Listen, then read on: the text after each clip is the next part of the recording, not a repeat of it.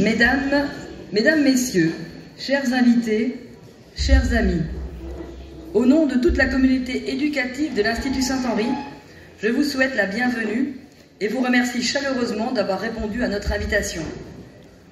C'est avec une grande joie et une profonde émotion que je prends la parole en ce jour où nous célébrons les 85 ans de notre institution. Votre présence aujourd'hui honore ce moment marquant qui nous réunit autour de l'histoire de Saint-Henri, des valeurs qui l'animent et de celles et ceux qui, au fil des années, ont contribué à faire vivre cette belle aventure éducative. Nous sommes particulièrement touchés par la présence parmi nous de certains des tout premiers élèves ou enseignants de l'école ou de leurs proches, témoins et héritiers d'une mémoire précieuse que nous sommes fiers de faire vivre ensemble. Alors nous venons de vivre une célébration eucharistique particulièrement symbolique, assurée par Monseigneur Arpini, qui est ici devant, que nous remercions d'ailleurs très chaleureusement. Cette messe nous a rappelé que notre école, inscrite dans le réseau de l'enseignement libre catholique de la communauté française de Belgique, est née et grandit encore à la lumière de l'Évangile, fidèle à sa mission première, former des femmes et des hommes debout, enracinés dans des valeurs chrétiennes et humaines durables. Si vous avez eu l'occasion de découvrir la belle exposition consacrée à notre école durant la Seconde Guerre mondiale, vous aurez remarqué que ses débuts furent modestes. L'Institut Saint-Henri a en effet été fondé en 1939 à l'initiative de Monseigneur Lamirois, Monseigneur Henri Lamirois, d'où notre nom, Saint-Henri, évêque de Bruges, qui confia à Arthur Kamerlingh, prêtre-professeur, la mission d'ériger un collège francophone à Comines. Le 20 septembre 1939, l'établissement ouvrit donc ses portes avec, à l'époque, 3 classes, une 7e préparatoire et 2 classes de 6e et 5e secondaire, modernes, on disait à l'époque moderne, accueillant 56 élèves dans des locaux prêtés par les sœurs du couvent en attendant la fin des premiers travaux. Or, les premières années furent bien sûr marquées par les bouleversements de la Seconde Guerre mondiale. Bombardements, évacuations et interruption des cours. Oui, mamie, je suis là, ma chérie. Difficultés liées à l'occupation, telles que la rareté et la cherté des produits de première nécessité. La reprise normale des activités scolaires eut lieu le 18 septembre 1944, après la libération de la région. Alors petit à petit, notre établissement connaît une expansion et une diversification significative, avec notamment l'ouverture de l'internat en 1943, la création de la section gardienne du Gothus en 1952, l'arrivée de professeurs laïcs, alors ça c'était une fameuse révolution, en 1943, et des sœurs pour la cuisine en 1946, ainsi que l'inauguration de la nouvelle chapelle le 10 juin 1961. Sous la direction des abbés Aymar Mikils, 61-76, et Guy Meul, de 57 à 85, le Collège Saint-Henri intègre progressivement plusieurs écoles primaires de la région, devenant ainsi l'Institut Saint-Henri. Ce qu'on appelait le collège, c'est donc l'Institut Saint-Henri. En 62, nous avons donc intégré l'école primaire libre des garçons du Bizet, ainsi que les écoles paroissiales du Bizet et de Ploegstert. En 1963, l'école primaire libre des garçons de Warneton. En 1970, l'école primaire des filles de Warneton et l'école gardienne du Guer. Et en 1975, l'école primaire libre d'Outhème. Alors, le collège crée également les cours du soir en 1970, devenu plus tard la promotion sociale, aujourd'hui enseignement pour adultes, ainsi qu'une école fondamentale spécialisée les Aubiers en 1977. Sans oublier bien sûr en 1964, le graduat en secrétariat langue moderne, aujourd'hui disparu. Alors, sous la direction des abbés Louis Menet, 76-91, et Michel Voiturier, de 85 à 91, l'Institut Saint-Henri entre dans une phase de modernisation. Introduction de la mixité des élèves, arrivée de professeurs féminins, mise en place de l'enseignement rénové et inauguration du hall des sports en 1990. Alors, à partir de 1991, l'Institut fut dirigé par des laïcs. Et j'aimerais saluer aussi, ils sont présents aujourd'hui, messieurs Luc Lutens et Michel Van de la Noite sont présents dans la salle et je suis très heureuse de les voir aujourd'hui, présents aujourd'hui.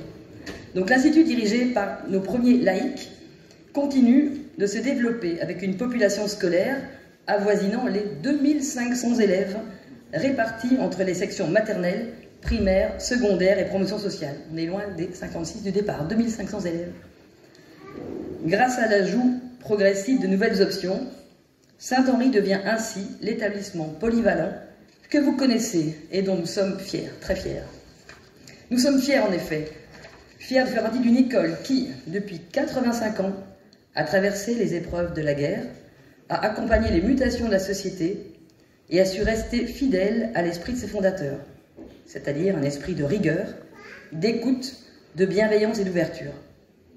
Saint-Henri, ce n'est pas seulement les beaux bâtiments que vous voyez, dont le siège social est ici, 21 rue du Commerce à Comines, c'est surtout une maison, et Monseigneur en a parlé tout à l'heure, nous sommes une maison d'apprentissage, une maison de rencontre, une maison de mémoire. Chaque pierre, chaque salle de classe, chaque couloir a vu défiler des générations d'élèves qui ont grandi ici, qui y ont appris non seulement à penser et à raisonner, mais aussi à devenir pleinement eux-mêmes. Saint-Henri a eu toujours une double ambition, celle de transmettre bien sûr des savoirs solides, gage de réussite aux études supérieures ou dans la vie active, mais aussi de former des citoyens et les citoyennes de demain. Nous aujourd'hui, nous sommes les héritiers de cette tradition, mais nous en sommes aussi les bâtisseurs. Chaque jour, enseignants, éducateurs, personnel administratif, personnel technique et direction, nous nous engageons ensemble pour transmettre un précieux savoir, mais aussi un sens, une direction à nos chers élèves, celles et ceux bien sûr pour lesquels nous construisons l'avenir. Alors à titre d'exemple, je ne peux pas passer sous silence la richesse et la diversité des projets portés chaque année par notre institut. Ces projets sont les preuves vivantes que notre école ne se limite pas à transmettre des savoirs, mais qu'elle cultive la curiosité, l'ouverture au monde, l'esprit critique et la créativité. Et cette année encore, voilà, nos élèves ont eu l'opportunité de vivre de nombreuses expériences enrichissantes. Des voyages scolaires en Belgique et à l'étranger, que ce soit en France, en Slovénie ou en Italie, des activités sportives variées, un spectacle théâtral inédit, que vous avez tous, je pense, pu apprécier, intitulé « Ça va mal finir », des sorties au théâtre et des visites de musées, des concours littéraires ou scientifiques, un projet aussi à la fois intergénérationnel et interniveau fondamental secondaire. Je crois que vous l'avez tous découvert cet après-midi dans cette salle, il y a encore tous les décors qui s'y trouvent, et c'était fabuleux. Sans oublier les nombreuses activités pédagogiques liées à nos options, tellement nombreuses que, évidemment, je passerai la soirée à toutes vous les citer.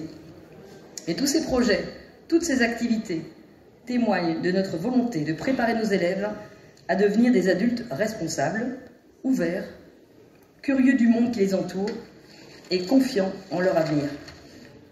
Alors à ce titre, nous tenons particulièrement à remercier toute l'équipe pédagogique de Saint-Henri. Enseignantes, enseignants, éducatrices, éducateurs, membres du staff administratif ou de l'équipe technique, vous êtes vraiment les piliers de notre école. Vous avez préparé, vous avez certainement vu, des expositions de très grande qualité, souvent et toujours quasiment en dehors de vos heures, avec passion, avec générosité.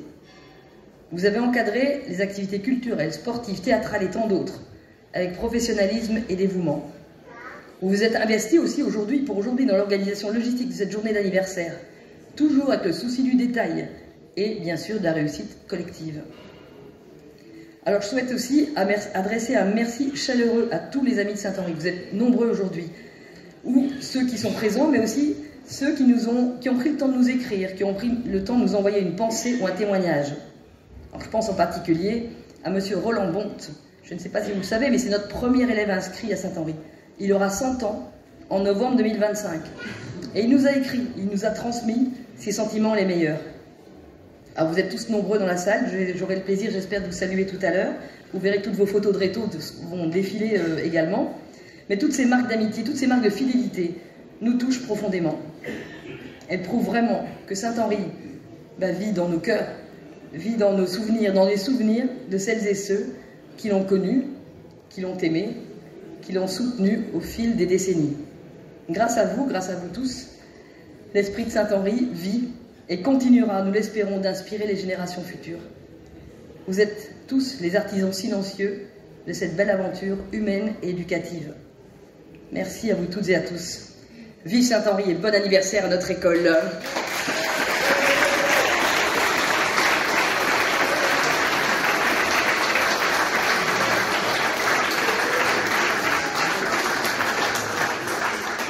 Je vais céder maintenant la parole à notre échevin de l'enseignement, donc Monsieur Philippe Mouton, et ensuite à Madame Mathilde Van Dorp, députée wallonne. Donc Monsieur Mouton, si vous voulez nous adresser quelques mots, je vous remercie.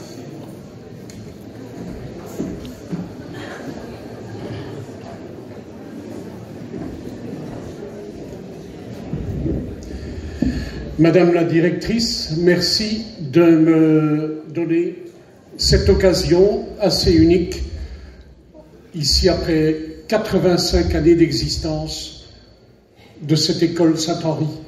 Merci à vous. Je voudrais excuser Madame la bourgmestre, qui a été élève ici et qui est là certainement, sinon de corps, de cœur et d'esprit. Voilà. On dit toujours que l'enseignement mène à tout, et je rencontre des bourgmestres, des échevins, des ingénieurs, des gens qui ont exercé tous les métiers de par le monde, dans les professions libérales, des fonctionnaires, des gens de toutes sortes. L'enseignement mène à tout. Et au début de notre existence, tout nous paraît formidable, extraordinaire, la grandeur, les espaces, les personnes, les élèves, au plus ils sont âgés, au plus ils sont grands. Tout ça est impressionnant pour des petits-enfants que nous avons été. Et la vie continue. Et il arrive un moment dans l'adolescence où tout paraît normal. Et on est critique. Et on a envie de dire ceci. Et chahuter serait de mise, et écouter un tel de moindre mise. Voilà. Et puis, reviennent des temps de sagesse où on ouvre les yeux avec un peu plus d'objectivité. Et on se rend compte tout à coup que ce bâtiment, qui a pu paraître tellement simple, tellement banal, est répertorié par l'Agence wallonne du patrimoine. Et c'est quelque part un peu une révélation. Quelques années plus tard, on apprend que Gilles Lelouch choisit cet endroit pour y parler d'amour. D'amour ouf, d'amour fou. La transition est facile pour dire que l'homélie de Monseigneur l'évêque Arpini, tout à l'heure, était vraiment prenante. Il y avait de la consistance. On sentait l'enseignant qui parlait avec ses mots, et c'était impressionnant. Et je crois qu'il a touché au cœur de chaque enseignant.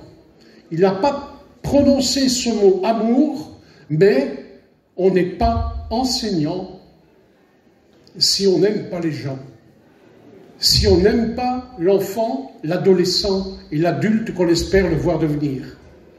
C'est donc un métier qui nous prend directement au cœur. Et si ce cœur, à un moment donné, cesse de battre, pour les autres, ça devient très difficile de garder ses missions. On a un métier passionnant, pas facile du tout. Et lorsque Monseigneur Arpini a parlé de sens critique, on est bien obligé d'admettre que pour beaucoup de choses, on doit suivre le courant de la société, on doit se mettre à jour, on doit être à la page, on doit toujours être sur la dernière nouveauté. Et malgré tout, souvent, on doit ramer à contre-courant. Parce que il y a aussi des forces qui existent dans cette société et qui nous empêchent de donner cet amour qui est si important, qui nous empêchent aussi parfois d'aller vers la réflexion et le sens critique. Je crois que l'essentiel de nos missions, c'est de garder avec tous ceux qui sont dans le monde culturel, tous ceux qui sont dans le monde de l'enseignement, ce sens critique et la faculté à chacun de vivre avec le voisin, de vivre avec les autres. Multiples missions des enseignants. Gardez courage, On va y arriver. Merci pour votre attention.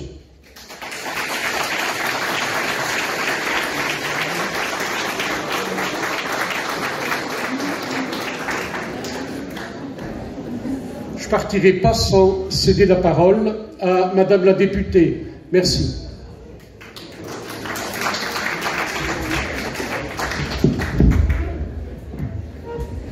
Mesdames, Messieurs, chers enseignants, chère équipe éducative, chers anciens enseignants, anciens élèves, nous célébrons aujourd'hui les 85 ans de l'Institut Saint-Henri, en honorant sa tradition et son histoire qui vous lient les uns aux autres en ce jour.